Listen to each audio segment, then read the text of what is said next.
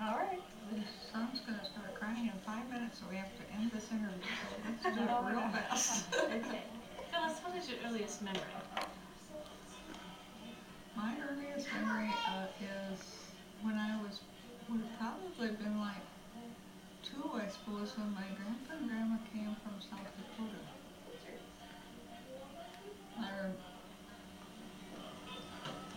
One of the jokes in the family was that, no, I must have been almost 4 because they talked about Amy sitting on my grandpa's lap and wetting his knee. So, And Emmy. and Amy. Oh. So I was thinking I was younger than that, but I guess I must have been about 4 then. So I can remember looking out through the window and seeing this old Model T out there. It was cute.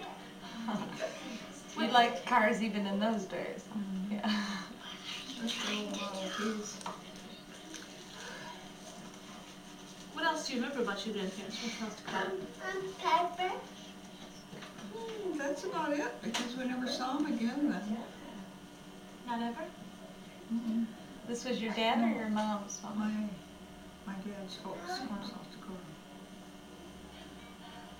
My mother's folks came from England. Mm-hmm. They were in Rice Lake. I remember them when they died. They farmed it.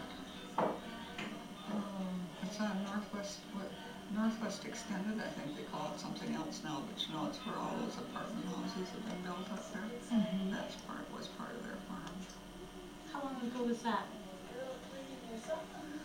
Well, my grandmother died at on Christmas Eve, when I was about probably 15, 16 years old. I remember us kids thought that was really not very thoughtful of her to die on Christmas Eve. Ruined our Christmas. Oh my. Did she die at home or at? Yeah, she was at home and she'd fallen down the basement steps. I guess it lay there for a couple days before anybody found her. Oh, that's sad. Yeah, it wasn't very nice. My grandpa had died before that.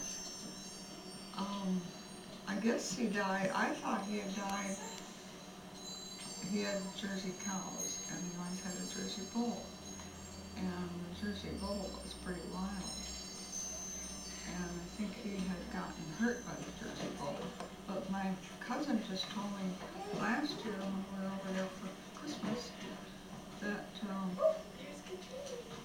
in that family was this, like an emphysema, a lung problem. And that he had really died of that, so I don't know. You know, when you're young, you don't ever ask questions about things like that. Yeah, yeah. When were you born? Here in Rice Lake. And what year was that?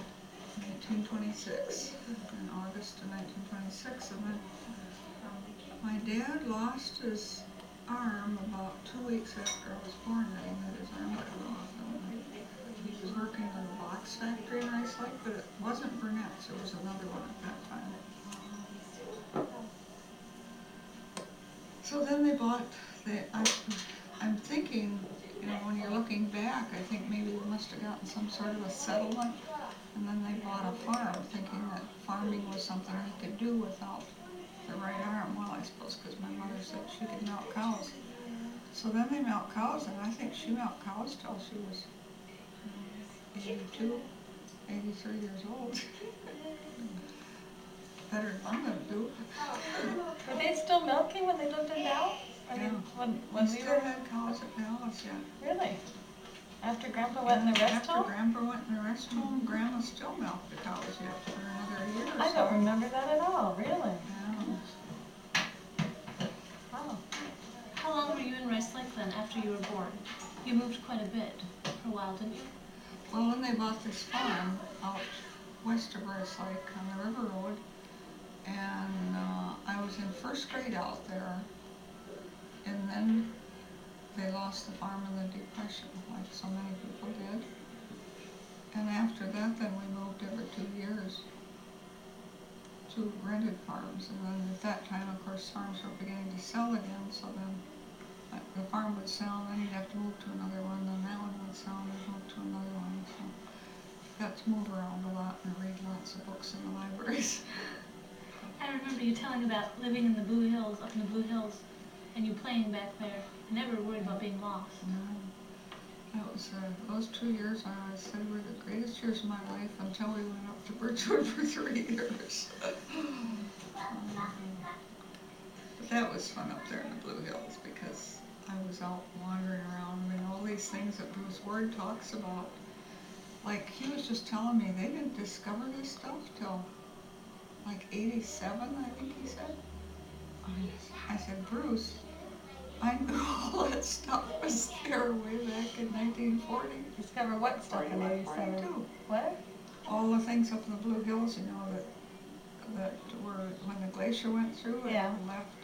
There's one rock that we call Battleship Rock that's probably, almost as big as this house. Uh-huh. And then there's another thing that where he takes people in. Uh-huh. And they took somebody from the State Archaeology Society in there. Oh. When you down, do you remember when you go south from the Blue Hills Bar, and then right before the road turns and goes east, Yeah. if you go off the road to the west, there's rock walls back in here, and there's a little stream. It's really neat. You used to play there when you were a kid, huh? Well, when I was up there, I wandered around, I saw those things. On the other side of the road is Twin Lakes. All there is a lump of dirt, really, in between two lakes. So I suppose it really was one lake, but I suppose it was all glacial deposit.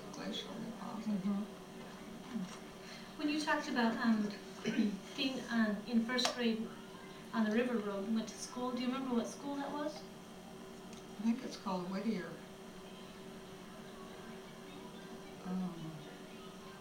The chairman of Rice Lake Township was in school there when I was. His family, so a lot of the families that are still out there were names that were familiar because they were in school when I was out there.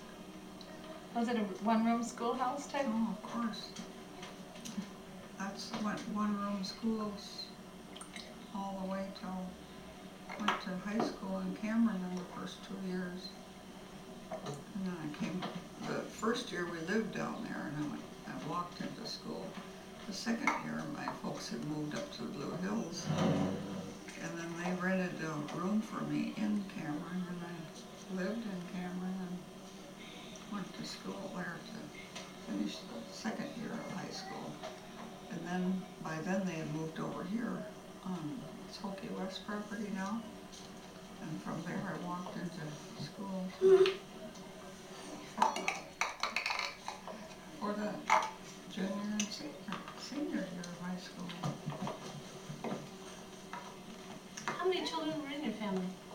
There was just 5.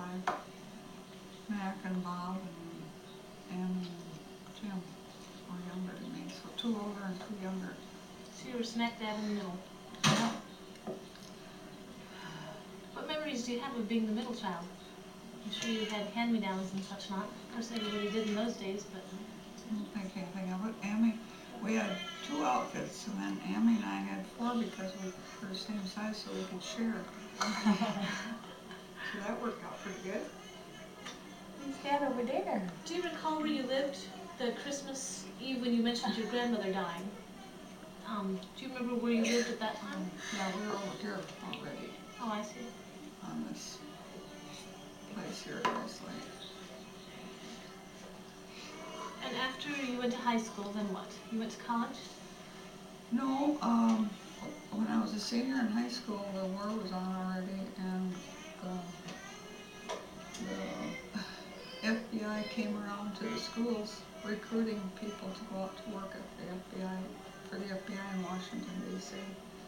Because they had all the prisoner of war records and all that stuff. They had a lot of paperwork, a lot of files.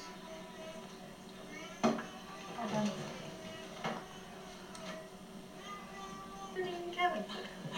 A little